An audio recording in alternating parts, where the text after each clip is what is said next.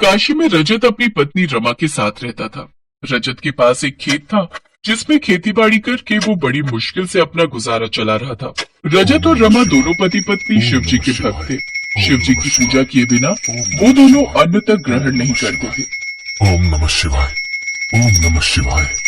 उनका जीवन गरीबी में बीत रहा था, लेकिन फिर भी वो भगवान शिव पर से अपनी आस्था कम नहीं होने देते थे। कुछ दिनों में शिवरात्रि आने वाली थी। वो दोनों हर साल शिवरात्रि का निर्जल व्रत किया करते थे और गांव के मंदिर में जाकर भोलेनाथ पर जलाभिषेक करते थे। साथ ही दोनों सारा दिन भोलेनाथ की भक्ति में डूबे रहते। इस साल की शिवरात्रि आने से एक दिन पहले रमा ने रजत से कहा, सुनिए जी, कल शिवरात्रि है और मैं चाहती हूँ कि हम भोलेनाथ और माँ पार्वती को इस बार जल के साथ साथ दूध, बेलपत्र और फल भी अर्पित करें। ठीक है रमा, लेकिन मेरे पास 100 रुपए ही रखे हैं।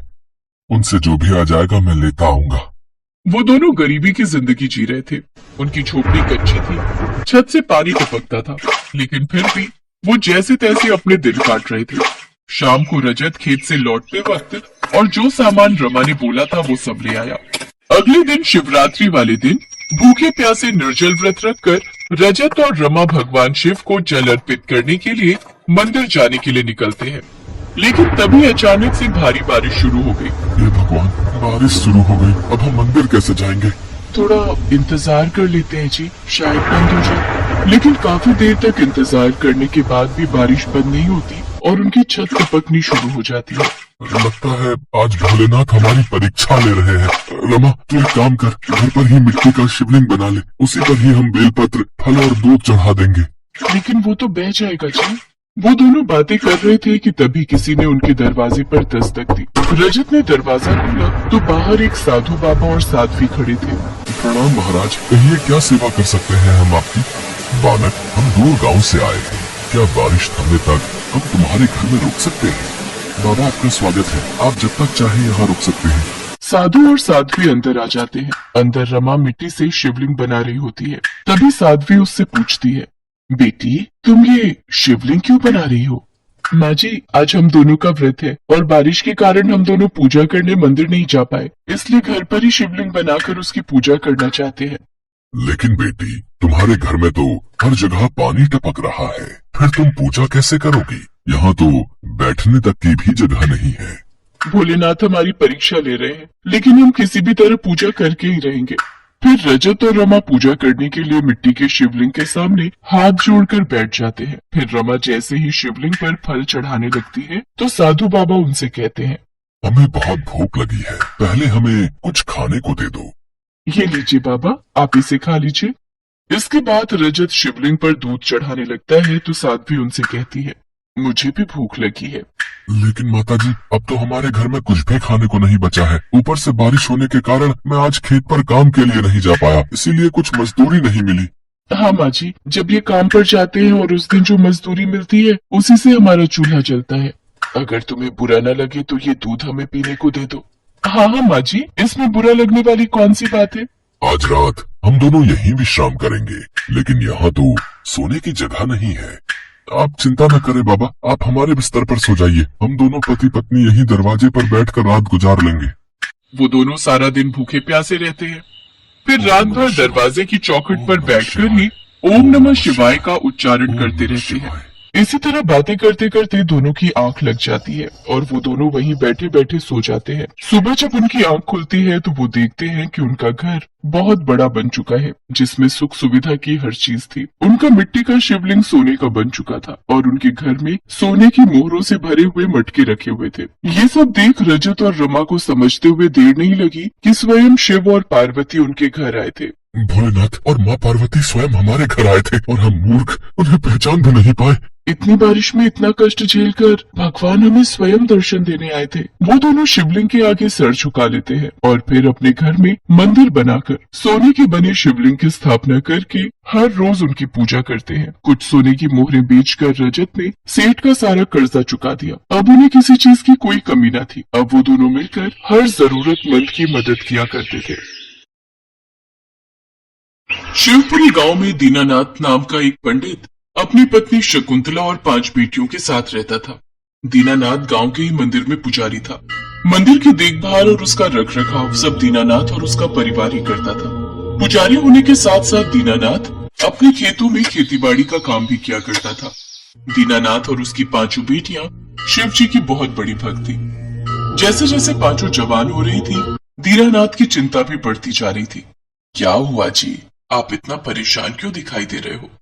मेरी परेशानियों का कारण तो तुम जानते ही हो शकुंतला। जिस बाप के घर में 5-5 जवान बेटियां हों, भला उसे चैन की नींद कैसे आ सकती है? जिस गरीब बाप के पास एक बेटी की शादी करने तक की जमा पूंजी ना हो, भला वो अपनी 5-5 बेटियों की शादी कैसे करेगा? आप चिंता क्यों करते हो जी? आप ही तो कहते हो अपनी ये पांचों बेटियां शिव जी की बेटियां हैं, तो फिर इनकी चिंता भी शिव जी पर छोड़ दो और उन पर अपना विश्वास बनाए रखो। मुझे उन पर पूरा भरोसा है शकुंतला। अगले दिन दीनदयाल की पांचों बेटियां निधि, पूर्णिमा, संगीता, अनामिका और प्राची नहाकर तैयार होकर मंदिर पहुंच जाती हैं और शिव जी की पूजा अर्चना करने लगती हैं। निधि ने शिवलिंग के आगे धूप जलाया, पूर्णिमा ने ज्योत, संगीता ने चंदन का तिलक लगाया, अनामिका ने बेलपत्र और धतूरा चढ़ाया और आखिर में प्राची ने जलाभिषेक किया। इसके बाद पांचों शिव मंत्र का जाप करने लगी। ओम नमः शिवाय। मंत्र का जाप करने के बाद उन पांचों ने आरती की। फिर सबने शिव जी से प्रार्थना की, हे मेरे भोलेनाथ, अपनी कृपा दृष्टि हम पर सदा बनाए रखना, हर मुश्किल घड़ी में हमारा साथ देना प्रभु। इसी तरह पांचों बहनें हर रोज मंदिर आकर शिव जी की आराधना करती। जब भी भोले बाबा के मंदिर आती हूँ तो यहाँ आकर एक अजीब सा सुकून मिलता है। सच में मन ही नहीं करता कि इस मंदिर को छोड़कर जाऊं। हाँ, एक अलग ही जुड़ाव लगता है शिव जी के इस मंदिर से। वो ये बातें कर ही रही होती है कि तभी वहाँ दीनानाथ और शकुंतला पहुँच जाते हैं।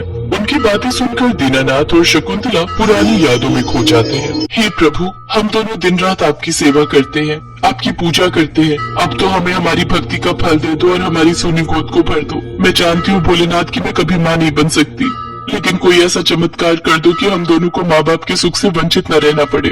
अपनी कृपा हम पर बरसाओ प्रभु। तभी उन्हें मंदिर के बाहर से किसी बच्चे के रोने की आवाज आती है। अरे, ये बच्चे के रोने की आवाज कैसी?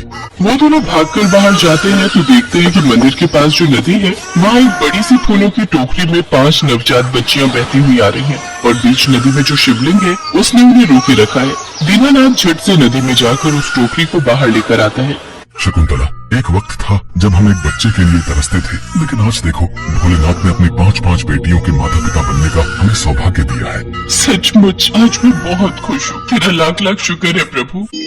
बाबा, माँ, लो आप भी भोलेनाथ का जलाभिषेक कर लो। भगवान शिव की पूजा करने के बाद वो सभी वापस घर आ जाते हैं। दीनानाथ की पांचों बेटियां बहुत ही सुंदर और गुणी थी। पांचों ने अच्छे नंबरों से 12वीं पास कर ली। अब वो घर के कामों में तो अपनी माँ का हाथ बटाती थी, साथ ही खेत में जाकर अपने पिता की मदद भी किया करती थी। बाबा, हर बार की तरह इस बार भी अपने खेत में अच्छी खासी फसल होगी। होगी क्यों ना भला, मेरी बेटियों ने इतनी मेहनत जो की है और तुम सबके हाथों में तो जादू है। जब से मेरे साथ खेतों में काम करना शुरू किया है तब से खेत में फसल अच्छी खासी हो जाती है। जिससे सरपंच के दोनों लड़के अजय और विजय उनसे चिढ़ते थे। सरपंच अक्सर अपने नालायक बेटों को खरी खोटी सुनाया करता था। अरे नालायकों, पढ़ने में तुम दोनों नालायक ही थे, लेकिन कम से कम किसी काम में तो ढंग के बनो। एक काम करने भेजा था, वो भी ठीक से नहीं। अरे कुछ सीखो उस पुजारी की बेटियों से। मंदिर से लेकर खेती बाड़ी तक हर काम में साथ देती है अपने बापू का।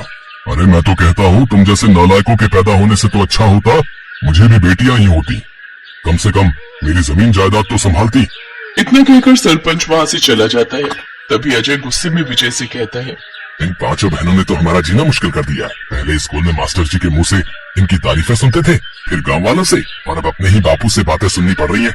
सही कहा भाई, बचपन से लेकर आज तक बस हर जगह उन्हीं बहनों की तारीफें सुनते आ रहे हैं, लेकिन अब पानी सर से ऊपर आ चुका है। बिल्कुल सही कहा भाई, अब वक्त आ गया है उन्हें सबक सिखाने का। हमें कुछ ऐसा सोचना होगा जिससे सांप भी मर जाए और लाठी भी ना टूटे। ऐसे मेरे पास एक आइडिया है। बचपन से मन में भरा गुस्सा अब उबार बन के उबलने वाला था, इसलिए अपने प्लान को अंजाम देने के लिए वो अगले दिन लकड़ी के पुल तक पहुंचे। मंदिर तक जाने के लिए नदी पर बने लकड़ी के पुल को पार करके जाना पड़ता था। अजय और विजय ने उनके आने से पहले ही उस लकड़ी के पुल के जोड़ को किनारे से आधे से ज्यादा काट दिया, ताकि उस पर हल्का सा वजन पड़ने से ही वो पुल टूट जाए और वो पांचों नदी में डूबकर मर जाए। पांचों बहनें मंदिर जाने के लिए घर से निकलती हैं। जल्दी चलो दीदी, आज हमें मंदिर जाने में देर हो गई। हाँ, मौसम भी खराब है, बारिश आने को है। वो पांचों बातें करते हुए लकड़ी के पुल पर चल पड़ती हैं, लेकिन पांचों का वजन जैसे ही उस पुल के किनारे पर पड़ता है वो टूट जाता है और सभी बहनें चिल्लाते हुए नदी में गिर जाती हैं। उधर देवलोक में बैठी माँ पार्वती भोलेनाथ से कहती हैं, भोलेनाथ, आप अपने इन पांचों भक्तों अपनी बेटियों को नहीं बचाएंगे? देवी, मैं अवश्य उनकी रक्षा करूंगा। जिन्हें मैंने नवजात अवस्था में नहीं डूबने दिया, उन्हें अब कैसे डूबने दे सकता हूँ? उनकी चीख पुकार सुनकर सभी गांव वाले भी वहां पहुंच गए और तभी भोलेनाथ भी वहां प्रकट हो गए और उस बहती हुई नदी के पानी को काफी कम कर देते हैं, जिससे वो सब डूबने से बच जाती हैं। अपने महादेव को अपने सामने पाकर वो सब ओम नमः शिवाय कहने लगती हैं। ओम नमः शिवाय, ओम नमः शिवाय। भोलेनाथ, आपके दर्शन पाकर तो हम धन्य हो गए। हमारा तो जीवन सफल हो गया महादेव। बेटी, मैं भी तुम सबकी भक्ति से बहुत प्रसन्न हूँ। तुमने और तुम्हारे माता पिता ने सदैव सच्चे मन से मेरी भक्ति की है और आज समय आ गया है तुम्हें फल देने का। अब से तुम्हारे घर में कभी किसी चीज की कमी नहीं होगी। तुम्हें सारी सुख सुविधाएं प्राप्त होंगी। इसके बाद वो पांचों अपने माता पिता के साथ घर पहुंचती हैं, तो उनका घर एक बड़े से घर में बदल गया होता है और उसमें सुख सुविधा की हर चीज मौजूद होती है। उधर अजय और विजय को सभी गांव वाले मिलकर पुलिस के हवाले कर देते हैं। अब सभी गांव वाले भी उन पांचों बहनों को शिवजी की 5 बेटियों के नाम से पुकारने लगे।